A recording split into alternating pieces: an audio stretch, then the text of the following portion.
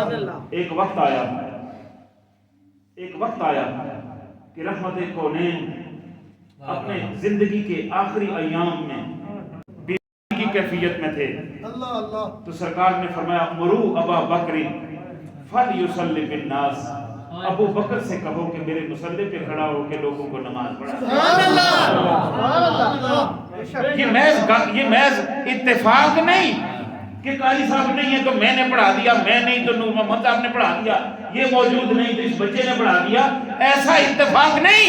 رسول رحمت کا ہر فرمان قانون ہے، رسول رحمت کا ہر حکم قانون ہے۔ رحمت کونین نے اپنے آخری ایام میں یہ حکم فرما کر مرو ابا بکر فلیصلی بالناس فرما کر دنیا کو بتا دیا کہ جو 1.25 لاکھ نبیوں کو نماز پڑھائے اسے مصطفیٰ کہتے ہیں، جو سارے صحابہ کو پڑھائے اسے صدیق اکبر کہتے ہیں۔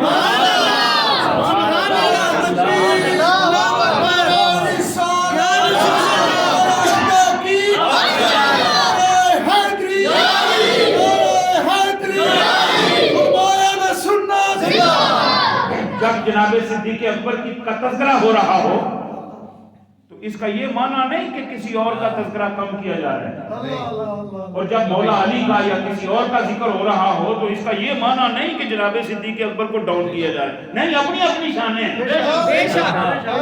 اپنی اپنی شانیں ہیں، اپنا اپنا مقام ہے، اپنا اپنا درجہ ہے۔ جناب شیر خدا کی کیا عظمتیں ہیں۔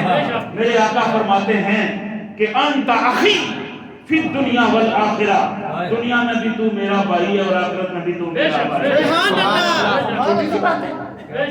سبحان اللہ سبحان اللہ۔ سرکار فرماتے ہیں من کنت مولا ہو فہذا علی مولا، جس کا میں مولا ہوں اس کا علی مولا ہے۔ پاک 1.25 لاکھ